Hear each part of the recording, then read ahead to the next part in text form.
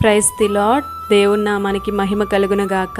ఈరోజు దేవుని వాగ్దానము: యెహోవా ధర్మశాస్త్రమునందు ఆనందించుచు దీవారాత్రము దానిని ధ్యానించువాడు ధన్యుడు. మొదటి కీర్తన 2వ చరణము.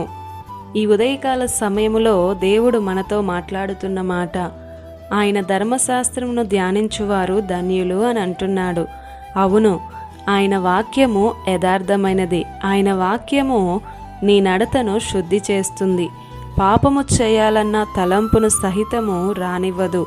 వాక్యం మనల్ని బ్రతికిస్తుంది, స్థిరపరుస్తుంది. అంత మాత్రమే కాదు, నెమ్మదిని కూడా ఇస్తుంది.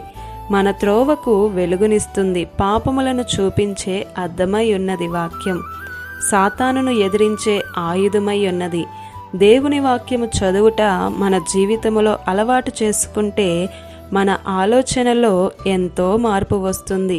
పరిశుద్ధాత్మ సహాయముతో వాక్యమును చదివితే ప్రభువు నీతో మాట్లాడి నీ జీవితాన్ని ఆశీర్వాదకరంగా మారుస్తాడు.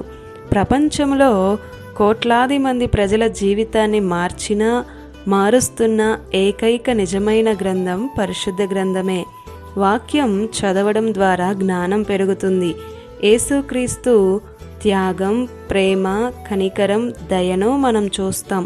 అంత మాత్రమే కాదు, దేవుని వాక్యం శ్రమలో ఉన్నప్పుడు ఆదరిస్తుంది.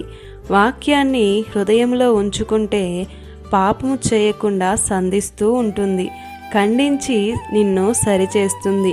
నీ హృదయములో లక్ష్యముంచితే నీ ఆలోచనలను సరిచేస్తుంది. చివరకు వాక్యానికి నీవు లోబడితే నిత్య జీవాన్ని ప్రసాదిస్తుంది. మరి ఈరోజు నీవు వాక్యం చదువుచున్నావా?